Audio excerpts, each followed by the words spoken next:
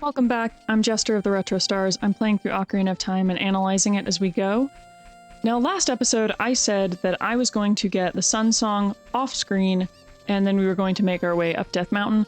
I changed my mind. We are going to go run a quick errand before making our way toward Goron City and Death Mountain, because why not? So we're headed toward the graveyard here. Last time I talked about Kakariko Village as this very idyllic location that represents the peaceful version of Hylian society that Link needs to protect but also can't really participate in. I think it is worth qualifying that statement by also pointing out that there's a lot of creepy hidden secrets in Kakariko Village. So here's the graveyard. There's a lot going on in the graveyard. This little guy here is the son of the gravedigger. There's also theories that he might be the creepy ghost merchant in the gatehouse of outside Castletown. But anyway, we are headed toward this tomb up here, which is a tomb of the Hyrulean royal family. And when we play the song here, we are going to get a bit of a spooky moment. We can already see that it's storming. We have this dark, overcast sky. The lightning is becoming more intense. And I do love just looking at the backdrop of Kakariko Village here. Like, you got the windmill, you have the place nestled in the valley, but then there's this, everything gets dark. You see flashes of Link's eyes, and then the tomb just explodes. We're going to talk about what Zelda's Lullaby represents and why it is the case that playing Zelda's Lullaby at specific points actually changes stuff in the world. I think we're going to get around to that later.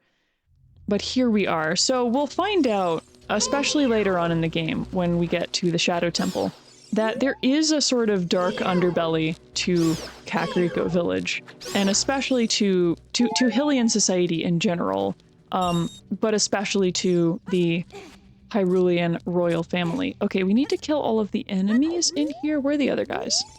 Where are the other bats? There are other bats. Is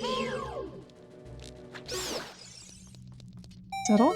Yes, there we go. Okay. And in a lot of ways, this little section here gives you a snapshot of how dark the later game can get. So in this little area here, we first come across the Redeads, which are these horrible zombie things. I am not even going to try to fight them. Instead, I am going to walk across the green goop and intentionally get hurt, because we do not want to touch the Redeads right now. If you know, you know. Basically, they just latch onto you and squeeze the life out of you, and it's terrible. Okay, so at the bottom of the tomb here, we have this inscription where we can learn the Sun Song, this music notation here Navi is pointing out to us, and it is a secret melody. Here we're going along with the idea that I mentioned before about music letting Link tap into a sort of sacred harmony. So music is going to actually affect the nature of the world in certain ways. So the Sun Song, for example, literally lets you change the time from day to night and vice versa. And it's a useful item for collecting gold Skulltulas. We don't really need it beyond that, but the fact that we get it here is really cool, because you can actually use the Sun Song to freeze the Redeads over here. I'm not going to do that right now. Again, I'm just going to run past them, because we don't need to. No, see, they scream at you and then they freeze you, and then they will slowly walk toward you, and it's very scary, and we don't want to deal with that right now. Oh man, I haven't even talked about what we're actually going to be discussing for today.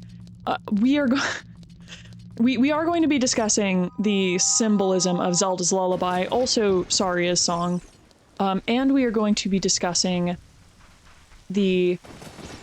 I'm getting stuck on a...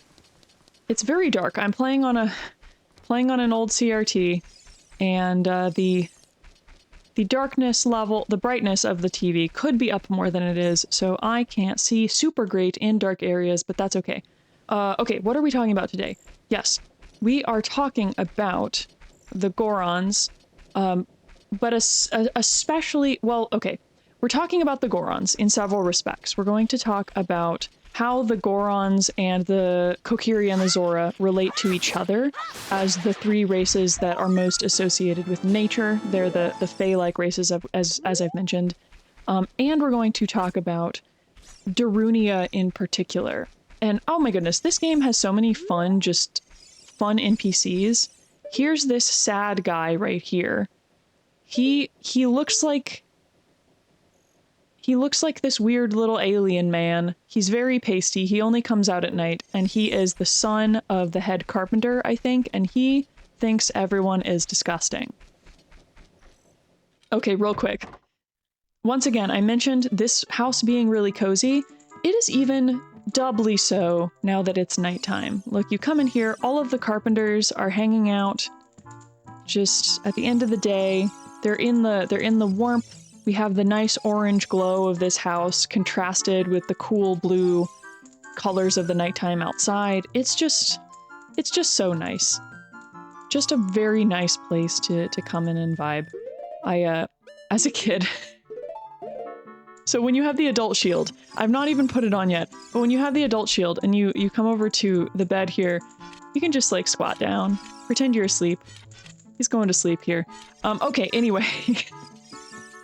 Yeah, so we're going to talk about Darunia in particular as well, and what Darunia's problem is. Darunia is the chief of the Gorons, and he is not having a great time, and we'll talk about how Link helps him out. Okay, so making our way through Kakariko Village up toward the mountains. Here we go. We've already opened that gate because of Zelda's letter. And here we are. Death Mountain Trail. Okay, we're leaving the nice, peaceful world of Hylian society, and we have our encounter with more spiders, kind of. These are Tektites. They're also little bug enemies. Zelda seems to be fond of little bug enemies. Okay, so let's talk about... Ooh, my goodness. Let's talk about how the three... I guess the significance of the three races. We've already talked about how the Kokiri, the Gorons, and the Zoras have this effortless connection to the natural world that the Hylians and the Gerudo do not. These three races are interesting because, as we've seen, we already have the Kokiri Emerald, which is obviously, like, guarded by the Kokiri. And we're going to find out that the Gorons have a spiritual stone and the Zoras have a spiritual stone. I think it's really interesting that each of these races have one of these spiritual stones, which serve almost in this ritual function, in that bringing them all together to the Door of Time will allow you to open the Door of Time and get access to the Master Sword. Wow. Just completely curb stomped by that rolling Goron there. Anyway, was not even paying attention. Anyway, so bringing the stones together is what allows access to the Sacred Realm. And I think that's interesting because, again, we're going with this idea of balance. Can I get some... I'm gonna fight you real quick and get some health. No health. It's okay, there's some rocks that'll give me some health. Yeah, so we're going with the idea of, again, we're seeing like a repetition of the importance of three important things across the world of Hyrule, the balance between which is good and important and has an important spiritual function. So we've talked about how, like, in the creation narrative, the three golden goddesses create the universe through the three fundamental forces of reality, which is wisdom, power, and courage, which I have suggested correspond to intelligibility, physicality, and life/will/love. So that's the macrocosm, right? And then I don't need any more. What am I doing? We also have the microcosm of these three forces corresponding to the mind, the body, and the soul. But we're seeing the microcosm and the macrocosm also reflected in the social world. So the harmony between these three races is what allows access to the sacred realm. So the harmony between the races is important for this understanding of like spiritual unity and harmony. Okay, anyway, here is Goron City. This is where we are going to meet Darunia, and these are the Gorons. These are the race that has this effortless connection to the mountains and to fire. There's an association with fire, and these guys, they are having a particular problem right now, in that they do not have access to Dodongo's Cavern, which is where they get to the most delicious type of rocks that they eat. And so their entire people is now afflicted with hunger, and they don't seem to know what to do about it. Now, Darunia is the leader of these people. He is locked in here. He's not having a great time. Now, the way we get access to Darunia's chamber here is by playing Zelda's Lullaby again. So I'm going to spend some time talking about what Zelda's Lullaby represents, and then we'll talk about how Link helps out Darunia, because these are slightly related. So if we come in here, Darunia is in this chamber here, and he is depressed, he is grumpy. We talk to him. He's like, how did you get in here? But then he's like, when I heard the song of the royal family, I expected to see, you know, someone from the royal family. So he takes note of the fact that the song of the royal family has been played. So there is some importance to Zelda's Lullaby.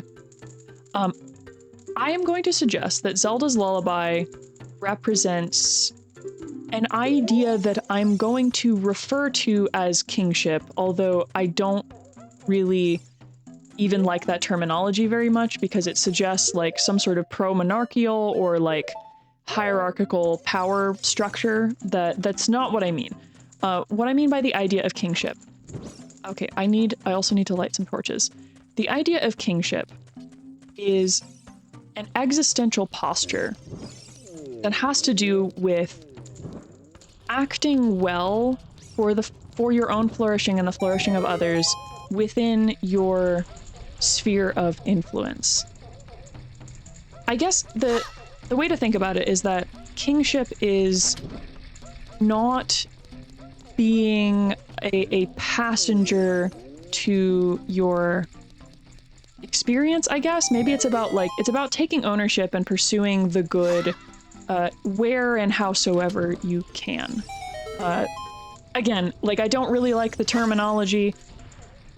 Maybe as I'm playing, I'll think of a better term for it. I'm calling it kingship now, just because, like, it's symbolized by the Hyrulean royal family. Okay, we're gonna light these bombs here because we need a shortcut into the Lost Woods. Maybe it's something more like, I don't know, just like self-actualization, or taking the ability to take action, the ability to not be enslaved to your circumstances, the ability to pursue the good in your environment. I would say it's like right stewardship of your sphere of influence, I suppose. Yeah, so it's about like taking action, becoming actualized, pursuing the good wherever you can. Maybe I'll think of a better term for it later on.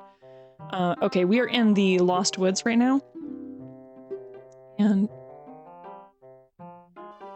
okay, I'm not going to talk to Kakariko.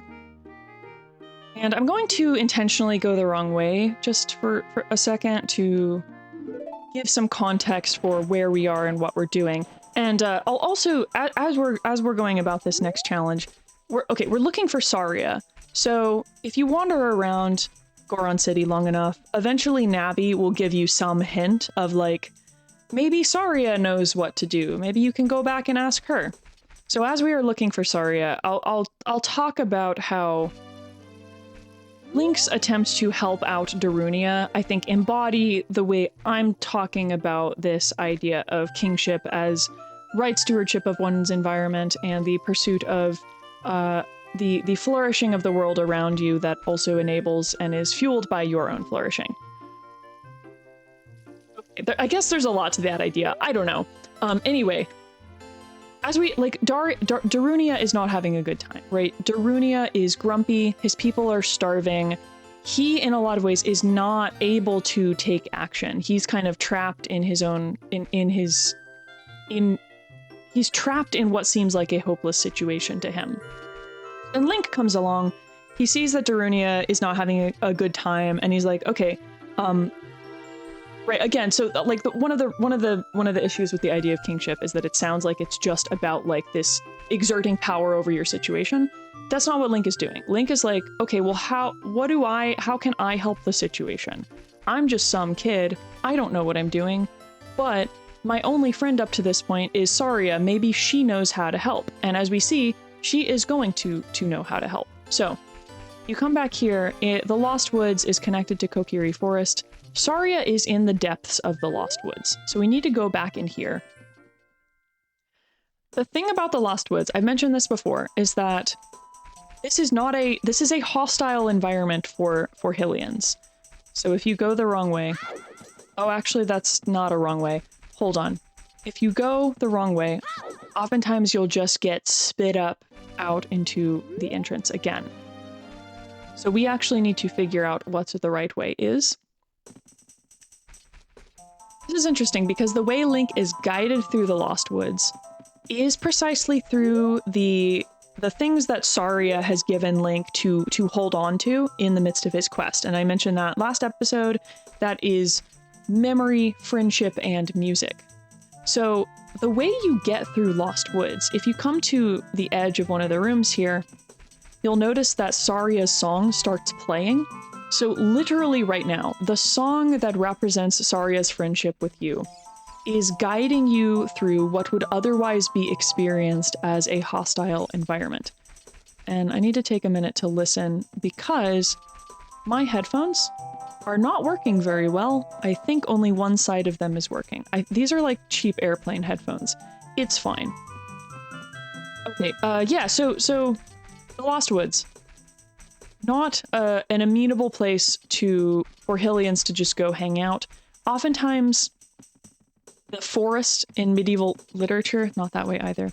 I'm having to listen over my own voice as well.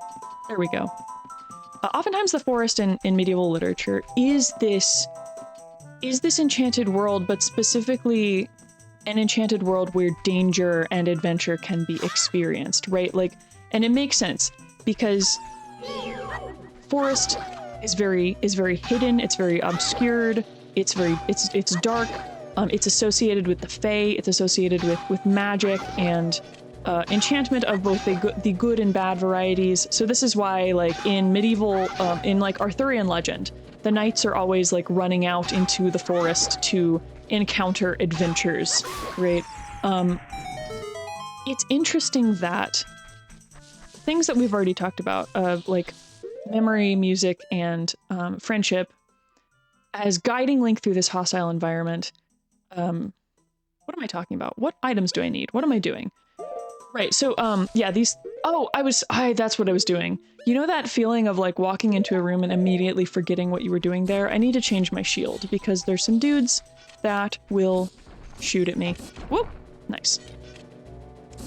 Yeah, so this Lost Woods is cool because you go there twice, and the first time you go there, you're guided by music and friendship.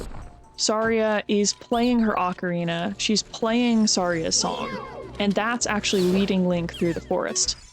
When Link comes back here in 7 years as an adult, the music is no longer... I mean, so there is the background ambient music of Saria's song, but the music is no longer guiding Link specifically through the maze of the Lost Woods, and Link then has to rely on his memory of his past friendship with Saria to get him through this hostile environment. That, I think, is... I don't know. Both of those, I think, are cool and interesting. That Link has to employ in his 2 visits to the forest. He's got to employ the 3 things that Saria has given him to moor him to the world that he loves. Anyway, we're in Fairy Fountain. This is the reason that the bottles are the most useful items in the game, is that we can pick up a fairy, and if you have a fairy in your bottle and you die, you lose all your hearts, the fairy will bring you back to life, thereby doubling your health, which is great. So we love these little areas. There are several... I feel like there are other fairy fountains that we'll talk about later. I don't know how many there are of just like this circular little zone with little fairies that you can put in bottles. There might be one other one that is slipping my mind right now. I'm not sure. Anyway, so Saria's friendship, right, is giving Link access to a world that might otherwise be experienced as quite hostile to his flourishing. And that, I think, is really cool. We're almost there. I don't... They just skitter. They're so skittery. Hey, bud. Hey, bud. I'm not gonna hurt you. You're fine. Just you wait until Majora's Mask when we become one of those things. Alright, here we are at the entrance to the Forest Temple, which we will come back to later. And here's Saria. She's just sitting here on this log,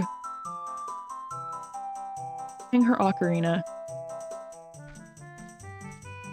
This is... I kind of like this moment because, like, when we think about Link going on this hero's journey quest, the hero's journey, in Joseph Campbell's understanding, you always just leave the known world, and then you face the world of danger and travail and challenge, right? Link does have a hero's journey, and we'll talk about that more later. But in a lot of ways, at this point, he is still in a safe world, and he still has access to the world of his childhood. He can still come back and visit Saria, and as we see here, Saria is about to teach him a song that will allow him to contact her whenever he wants. So he can always ask her for advice, and she'll always be there for him. So he never really leaves behind his meaningful friendships and his meaningful relationships in life, which, as we will see, is going to become very, very important when we think about the sages. In the second half of the game, there are 7 sages that Link needs to contact and gather together. Okay, we have learned the song. All right, so Zelda's Lullaby represents friendship. Saria's song... Wait, no, I got that backwards. Wow, cool. My mouth is not speaking fast enough with my brain, and I am getting my words tumbled. Zelda's Lullaby represents kingship. Saria's song represents friendship.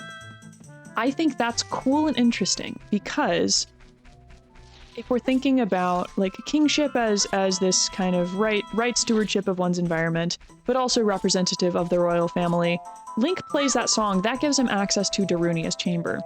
That does not give him the ability to actually help Darunia. Oh, Kepra Gebra again. I forget that you talk to me so much at this point in the game. Okay. I don't...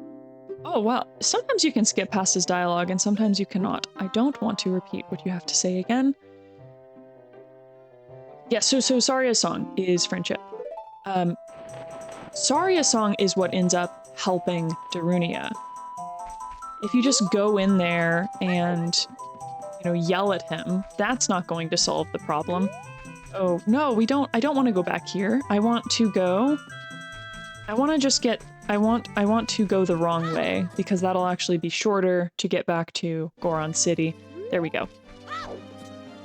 Anyway, so it's kindness and friendship rather than exerting power over the situation that allows Link to bring well-being to this conflicted context, right? And that to me is what I'm thinking about with the idea of kingship. Link sees a situation where someone needs help, He's got some tools in his arsenal by which he can help, but he also doesn't know everything. So he's going to do what he can do and consult the people that he can consult who might be able to help in order to bring about healing, bring about well-being, bring about flourishing for those around him. Okay, so here is suffering Darunia. He's just depressed. There we go. And now it is time for what I would say is the second best cutscene of the game. You play the song, and it just goes right to his soul. He loves it. Look at him go, just flailing around, dancing on his little legs. This guy definitely skips leg day, but that is okay. Look at him go. He's just so joyful, so delighted. Yeah, that's a hot beat. And look at the symbolism of the camera being in the fire when he says hot. Look at that cinematography. Look at those spinning angles. It's really good. Okay, so now his depression is gone just like that. Good work. I'm so happy for Darunia. Okay, he's the big boss of the Gorons. Link has helped him out. Now Darunia is going to give us a particular item that I want to talk about as well, and that is the Goron bracelet. It's basically a power bracelet that's going to let us pick up the little bombs that are growing from the plants that we have seen around already. This is interesting because the items that Link gathers in the 3 areas of the game associated with these Fey-like races, the Kokiri, the Gorons, and the Zoras, all correspond to like the ideas and the ways of being in the world that the particular races embody. So the Gorons are all about strength, right? They kind of correspond to the Triforce of power. And so the items that you get that are associated with the Gorons also have to do with strength. We have these bracelets that literally let us pick up stuff. We can now pick up rocks. I don't think we could before that. We're also going to get bombs with the, okay, not that way. It's fine. We're making our way up. We're gonna make our way up the staircase and get outside. And now we have access to, so we can pick these up. Abby, what do you have to say to me? Let's go inside the Dodongo's cavern. I was on my way. We are on our way to do just that. Yeah, so the items that you get when you encounter the Zoras have to do with movement, have to do with like the flowing quality of water. So there's this idea that Link has to learn the ways of being in the world embodied by each of the races as he is growing more powerful and striving towards some sort of spiritual balance as well. Again, there's this resonance of all the different, like, all of the different, oh no, that was wrong. All of the different aspects of the world in this game resonate with each other, right? There's echoes of the Triforce across all of reality, whether that's in the individual self, whether that's in the society embodied by the Kokiri and the Zoras and the Gorons, or whether that's in just like the natural world itself. Oh, it's getting to be nighttime. Whether that's in the entire cosmos as a whole. So there's just this like resonance of meaning across all of the entire world in Zelda. And so yeah, Link's gotta learn the powers and the ways of being of the particular races. Okay, making our way toward Dodongo's cavern. I think this is a good place to pause. Seems like a fitting stopping point. What did we talk about today? We talked about kingship, we talked about friendship, we talked about how the races relate to each other, and Darunia's sadness, and various random things. I felt like especially rambly this episode, but that's cool and fun. That's all right. All right. yeah, so next time we're going to talk about the idea of the sacred in each of these dungeons throughout the entire game, but especially in Dodongo's Cavern. And yeah, what the sacred, I guess the significance of the sacred in the Zelda universe. All right, until next time.